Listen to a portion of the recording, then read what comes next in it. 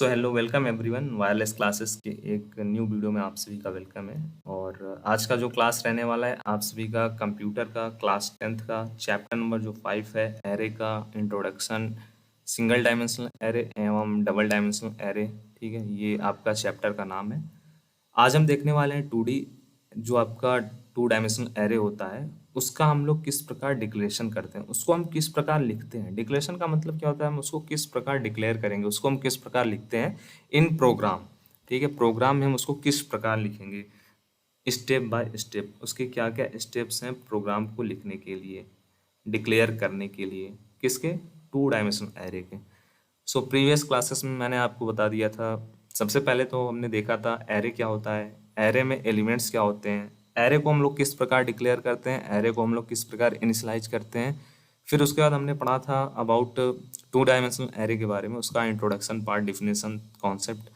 आज हम देखने वाले हैं इसका डिक्लेरेशन पार्ट, किस प्रकार हम 2 डायमेंशनल एरे को डिक्लेयर करते हैं अपने प्रोग्राम में। ठीक है, सो जो हमारा 2 डायमेंशनल एरे होता है, या फिर हिंदी में बोलते हैं द्विविमीय एरे, डिक्लेरेशन को बोलते हैं घोषणा। ठीक है, सो डिक्लेरेशन ऑफ 2 डायमेंशनल एरे एक सी प्रोग्रामिंग में एक डेटा स्ट्रक्चर होता है। ठीक है, जिसमें डेटा को 2 आयाम रो एंड कॉलम में व्यवस्थित किया जाता है। यह डिक्लेरेशन विभिन्न प्रकार के डेटा को संग्रहित करने के लिए उपयोगी होता है, और जैसे कि एक मैट्रिक्स या फिर एक टेबल होता है, और उसमें 2 डायमेंशनल एरे को डिक्लेयर करने के लिए एक सी का आपको सिंटेक्स बताया गया है। सिंटेक्स मतलब किसी भी चीज़ को लिखने का क्या तरीका होता है। आपने इंग्लिश में, इंग्लिश ग्रामर में पढ़ा होगा एक्टिव वॉइस, पैसिव वॉइस, या फिर नरेशन आपने पढ़ा होगा, डायरेक्ट इनडायरेक्ट स्पीच। ठीक है, सो उसमें आपने देखा होगा सिंटेक्स। आपको सबसे पहले कोई भी कॉन्सेप्ट मीन, अगर आपको वॉइस पढ़ाया जा रहा है पैसिव वॉइस, तो उससे पहले उसका एक सिंटेक्स आपको बताया जाता है कि हाँ स्टेप बाय स्टेप सबसे पहले आप ये लिखोगे, फिर आप वो लिखोगे, फिर उसके बाद नेक्स्ट वाला लिखोगे। ठीक है, तो वो आपका सिंटेक्स होता है। ऐसे ही हमारा सी में भी जो कॉन्सेप्ट रहते हैं उनके कुछ सिंटेक्स रहते हैं।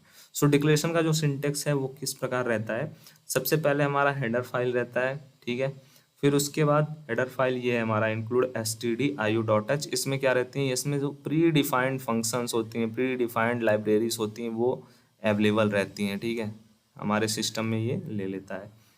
और ये हमारा मेन फंक्शन यहाँ से स्टार्ट हुआ, क्योंकि जो हमारा प्रोग्राम रन होता है, प्रोग्राम मतलब हमारा रन, स्टार्ट एंड एंड। ठीक है, ये सब हमारे मेन फंक्शन में ही होता है। प्रोग्राम मतलब हम लोग जो भी मेन फंक्शन में लिखते हैं उसी का हमको आउटपुट मिलता है। प्रोग्राम हमारा रन होना स्टार्ट होता है मेन फंक्शन में, एंड खत्म होता है मेन फंक्शन में। सो 2 डायमेंशनल एरे का डिक्लेरेशन किस प्रकार करते हैं, सबसे पहले हम लोग डिक्लेयर करेंगे कितने रो होने चाहिए एंड कितने कॉलम होने चाहिए।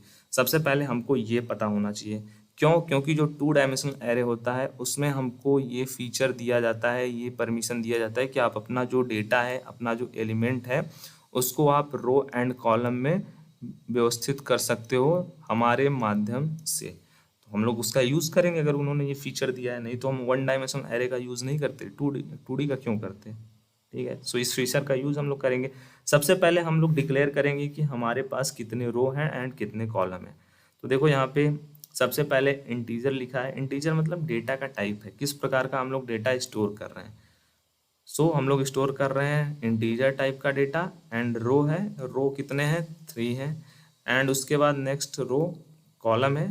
ठीक है, नेक्स्ट वाला हमारा इंटीजर डेटा का जो टाइप है वो क्या है, वो भी इंटीजर है, बट कॉलम कितने हैं 4 हैं। ठीक है, सो रो को बोलते हैं हिंदी में पंक्तियाँ, पंक्तियों की संख्या हो गई 3, हमने डिक्लेयर कर दिया। अब देखो ये सब डिक्लेयर डिक्लेयर हो रहा है, हम अपने तरफ से ही डिक्लेयर कर रहे हैं ना, तो ये सब डिक्लेयर हो रहा है। ठीक है, और जो कॉलम है, कॉलम का नंबर कितना है 4 है, तो ये भी हमने डिक्लेयर कर दिया। सो हमने उसको बता दिया 2 डायमेंशनल एरे को कि भाई देखो मेरा जो नंबर ऑफ रो है वो 3 रहने वाला है इस एरे के लिए, एंड नंबर ऑफ जो कॉलम रहने वाले हैं वो 4 रहने वाले हैं एलिमेंट्स को स्टोर करने के लिए। अब हम लोगों को डिक्लेरेशन करना है। अब आते हैं हम डिक्लेरेशन के पार्ट पे। सो डिक्लेयर करने का जो बहुत ही अच्छा स्टेप है वो ये है, सबसे पहले आप डेटा टाइप लिखो। थोड़ा सा आप इसको समझ लेना। ठीक है, डेटा टाइप लिखो, इंटीजर टाइप का डेटा है। डेटा टाइप में आपको शॉर्ट में थोड़ा बहुत समझाता रहूँगा, लिखता भी रहूँगा। फिर उसके बाद आपको लिखना है एरे का नाम। चलो एरे का नाम मैंने 2D एरे ही लिख दिया। आप कुछ भी लिख सकते हो, ठीक है, कुछ भी वहाँ पे लिख सकते हो, कोई प्रॉब्लम नहीं है। ये हमारा क्या है, ये एरे का नेम है। चलो वो भी हमने लिख दिया। अब नेक्स्ट हम क्या करते हैं, नेक्स्ट हम लिखते हैं row, number of rows and number of column.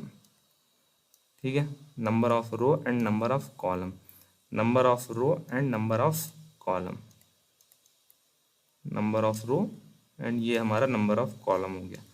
सो इस प्रकार हम लोग अपना जो एरे है, 2 डायमेंशनल एरे, उसको हम लोग डिक्लेयर करते हैं। ठीक है, सो जो डिक्लेयर करने का सिंटेक्स है वो ये है जो मैंने अभी आपको बताया है। क्या है, सबसे पहले डेटा टाइप, फिर उसके बाद एरे का नाम जो आपको ज़रूरत पड़ेगी प्रिंट करने के लिए, कॉल करने के लिए, वैल्यू ऐड करने के लिए, ठीक है, स्टोर करने के लिए, एरे का नाम। उसके बाद row and column, number of row कितने हैं एंड नंबर ऑफ कॉलम कितने हैं। फिर उसके बाद आगे का जो ये प्रोग्राम है, मैं आपको जब इनिशियलाइजेशन का पार्ट बताऊंगा फिर आपको ये और भी चीज़ें समझ में आएंगी। ठीक है, क्योंकि अभी ये आपको मैं बता दूंगा तो आपको ये उतना अच्छे तरीके से समझ में नहीं आने वाला है, मुझे पता है। इसीलिए जो डिक्लेरेशन का पार्ट है वो केवल इतना ही है।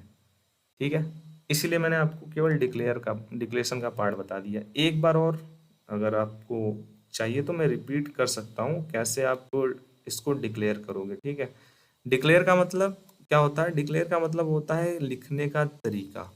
ठीक है, सिंटैक्स, ओवरऑल आप ये समझो सिंटैक्स, जो 2 डायमेंशनल एरे होता है उसको हम लोग किस प्रकार लिखते हैं, उसका सिंटेक्स क्या रहने वाला है। सो 2 डायमेंशनल एरे के लिए जो सिंटेक्स रहता है वो बहुत ही सिंपल रहता है। सबसे पहले तो आपके पास होना चाहिए कि आपका जो प्रोग्राम है उसमें नंबर ऑफ रो कितने हैं, नंबर ऑफ कॉलम कितना है। सो सिंटेक्स लिखने के लिए सबसे पहले आप लिखोगे डेटा टाइप। मैं एक बार और थोड़े से अच्छे वे में समझा देता हूँ।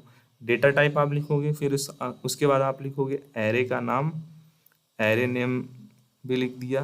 अब क्या लिखोगे, अब लिखोगे आप रो कितने हैं, नंबर ऑफ रो, एंड उसके बाद आप लिखोगे नंबर ऑफ कॉलम।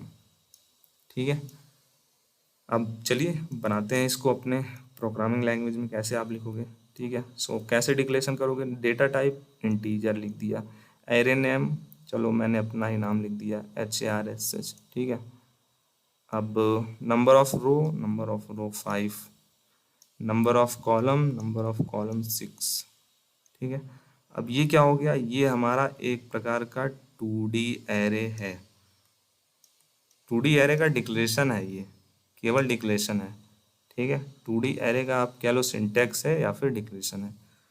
नेक्स्ट जो पॉइंट रहने वाला है, नेक्स्ट जो टॉपिक रहने वाला है वो रहने वाला है इनिशियलाइजेशन का पार्ट। इनिशियलाइजेशन में हम देखेंगे कि कैसे हम वैल्यू को इनिशियलाइज करते हैं, कैसे हम वैल्यू कह लो, एलिमेंट कह लो, डेटा कह लो, कैसे हम लोग इनिशियलाइज करते हैं अपने प्रोग्राम में।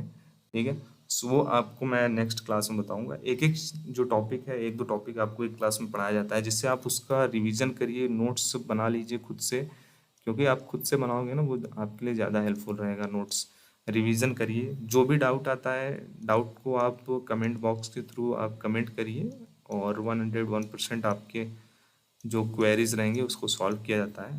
एंड अपने जो भी कंप्यूटर के स्टूडेंट्स हैं, आपके दोस्त हैं, रिलेटिव हैं, जो भी हैं, आप उनको बता दीजिए कंप्यूटर का जो क्लास है वो चलता है यहाँ पे ऑनलाइन, फ्री में आप पढ़ सकते हैं। Thank you for watching.